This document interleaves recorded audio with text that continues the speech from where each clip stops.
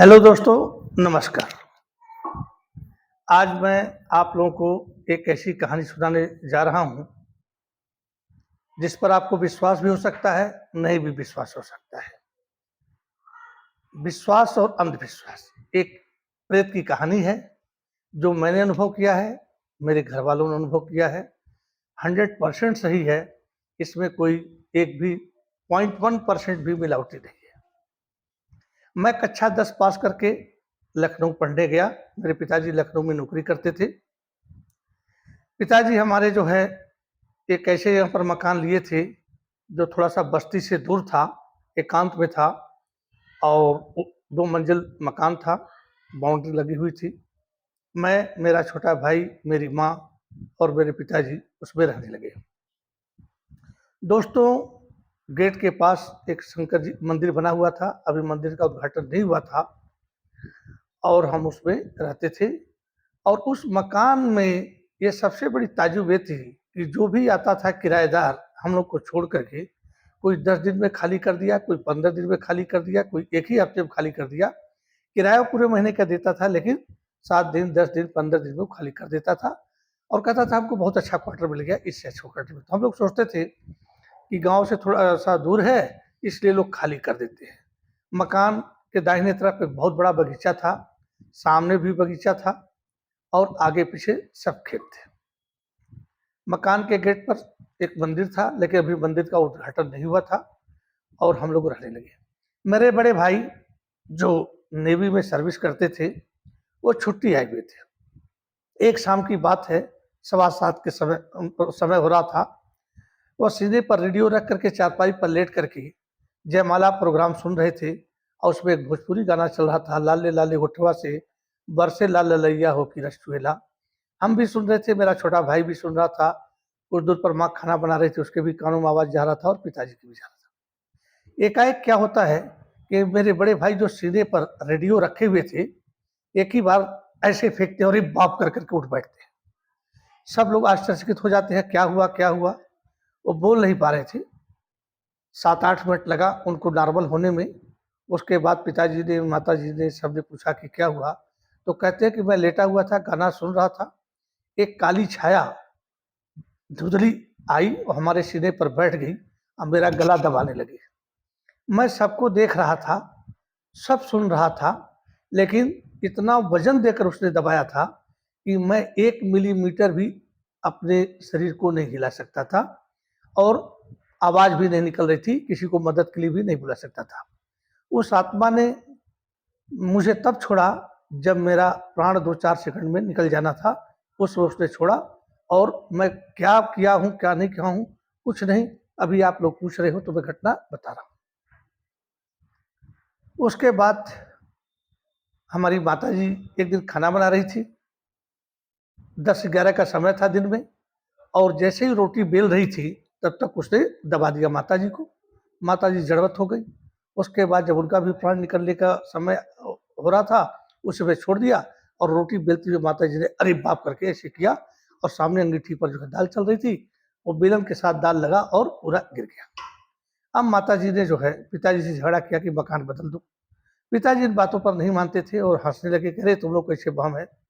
और इन लोगों से पहले उस आत्मा ने मेरे साथ 2-3 बार ये घटना कर लिया था, लेकिन मैंने किसी को बताया नहीं था कि क्यों, कोई विश्वास नहीं करेगा।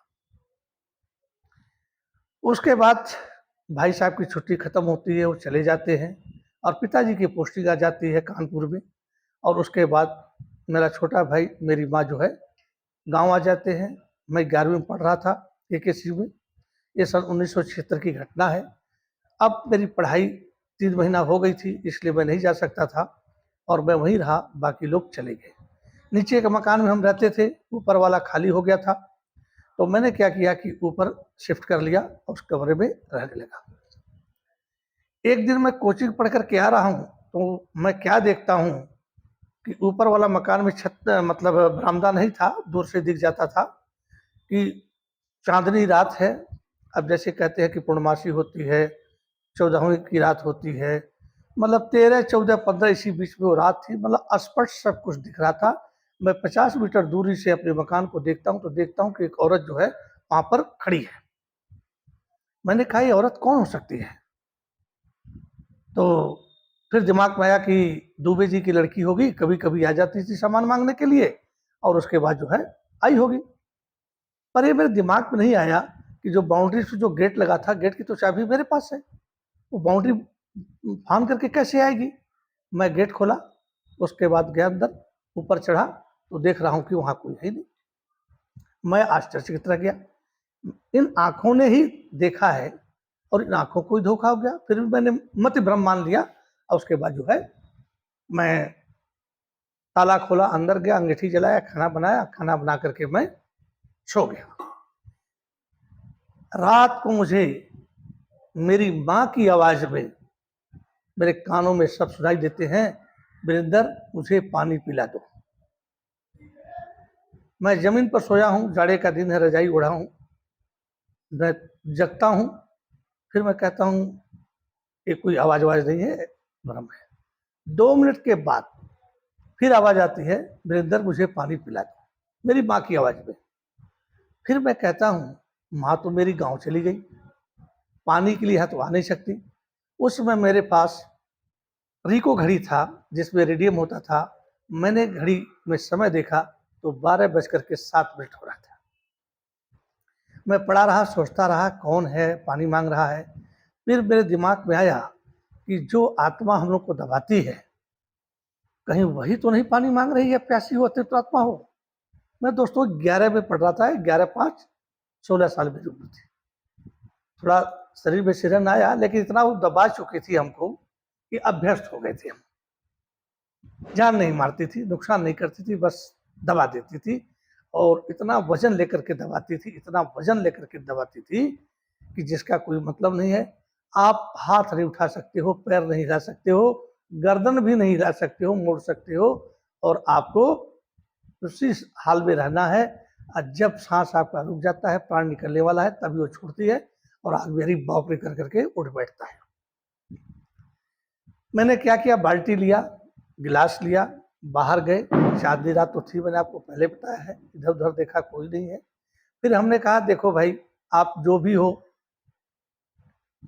आप सामने आइए, मैं आपको पानी पिला दूंगा। अब देखिए, इसमें आपको बता रहा हूँ मेरे रोंगटे खड़े हो रहे हैं, और उस समय जबकि मैं 11 साल का 16 साल का था। मैंने, वो कोई आया नहीं हमारे सामने। मैंने कहा जब आप सामने नहीं आ रहे हो तो मैं कैसे आपको पानी पिलाऊं?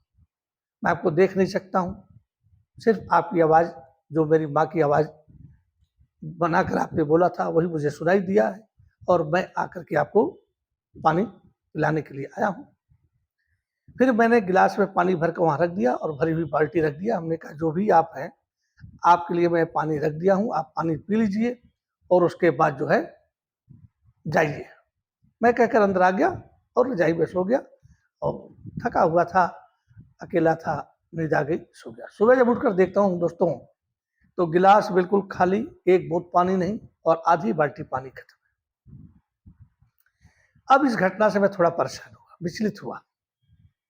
एक मेरे दोस्त थे शुक्ला जी, ऊपर वाले ही मकान में वो रहते थे, और उन्होंने सिर्फ 15 दिन का मतलब 15 दिन मकान में रहे, 1 महीने का किराया उन्होंने दे दिया था, और मकान खाली करके चल गए थे। और यही कहते कि हमको इससे अच्छा मकान मिल गया है। मैं उनके पास गया, सदर में रहते थे, चाय पानी पिया, नमकीन खाया। फिर वो पूछते, त्रिपाठी जी आपको उस मकान में कुछ नया अनुभव होता है, या कुछ ऐसी चीजें होती जो आपको अच्छी न लगे? फिर मेरा माथा ठनका दोस्तों, ये क्यों ऐसा पूछ रहे हैं? अरे मेरे साथ हुआ, मेरे भाई के साथ हुआ, मेरी माँ के साथ हुआ, छोटे भाई के साथ हुआ, हम तो सबके साथ हुआ, पर ये क्यों पूछ रहे हैं? तो हमने कहा शुक्ला जी, हमारे साथ, मेरी माँ के साथ, मेरे छोटे भाई के साथ, बड़े भाई के साथ ऐसी घटना होती है कि कोई आता है, सीने पर बैठ जाता है और गर्दन दबाता है, इतना वजन दे देता है कि हम थोड़ा भी हिल डुल नहीं सकते। सब देख रहे हैं पर मदद के लिए किसी को नहीं बुला सकते हैं। और जब तभी आत्मा ही छोड़ती है हमारा गला, जब हमारा प्राण निकलने वाला होता है। वो हंसे, थोड़ा मुस्कुराए, पहले तो घबराए, कहे त्रिपाठी जी मैंने इसीलिए मकान 15 दिन में ही खाली कर दिया था, क्योंकि मेरे साथ, मेरे भाई के साथ और मेरी बहन के साथ भी हुआ था। अब दोस्तों, अब मैं कैसे मकान खाली करूं? पिताजी वहाँ पर हैं, दूसरा मकान लूँगा, सब सामान ले जाना पड़ेगा। और जाड़े का दिन आ ही गया था, मार्च तक पढ़ाई होती है, उसके बाद जो है वहाँ से ख़त्म हो जाता है कहानी। उसके बाद एक और मिले हमसे जो मकान खाली कर के चले गए थे। तो हमने कहा कि भैया आपने मकान खाली क्यों कर दिया? इतना बड़ा मकान, सब कुछ है, ऐसे करके है। तो बोले आप क्या उसी मकान में अभी तक? हमने कहा हाँ मैं हूँ। बोले फिर आपको कुछ महसूस नहीं होता है? उस मकान में अकेले नहीं डर देता है? हमने कहा महसूस तो बहुत कुछ हुआ, और मेरे ख्याल से जो मुझे महसूस हुआ है, क्योंकि शुक्ला जी तो बता ही दिए थे, वो आपके साथ भी हुआ होगा। थोड़ा आप बता दीजिए, फिर मैं अपनी बात बताऊंगा। तो उन्होंने वही बात बताई, उनके भी सिरे पर चढ़ जाती थी और तब तक वो दबाती थी जब तक प्राण न निकलने वाले। मैंने उनको बताया।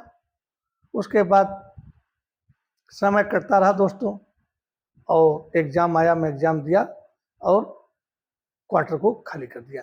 तो कहने का मतलब ये है कि जिस प्रकार से गुड़ रखा हो, चीनी रखा हो, मिठाई रखा हो, उसके अंदर जो मिठास है वो हमको दिखती नहीं है।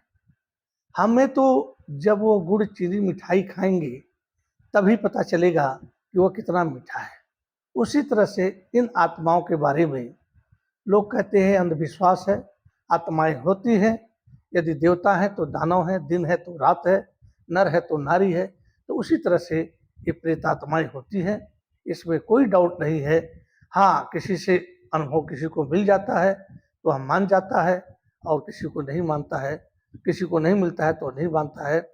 100 लोगों से पूछिए तो 95% कहते हैं कोई भूत प्रेत नहीं होता है, कोई आत्मा नहीं होती है। लेकिन 5% लोग कहते ही हैं कि होता है। उसी 5% में मैं हूँ जो मैंने अनुभव किया था। इसी के साथ मैं अपनी कहानी खत्म करता हूँ। आपको फिर एक ऐसे ही प्रेत की अनुभव खुद देखा है, आंखों से देखा है, वो मैं आपके लिए डालने वाला हूँ, और उसमें खाका मैंने पूरा तैयार कर लिया है। यदि आपको यह मेरा वीडियो अच्छा लगा, मेरी बात अच्छी लगी, तो लाइक और सब्सक्राइब कर दीजिएगा। जय हिंद, जय भारत।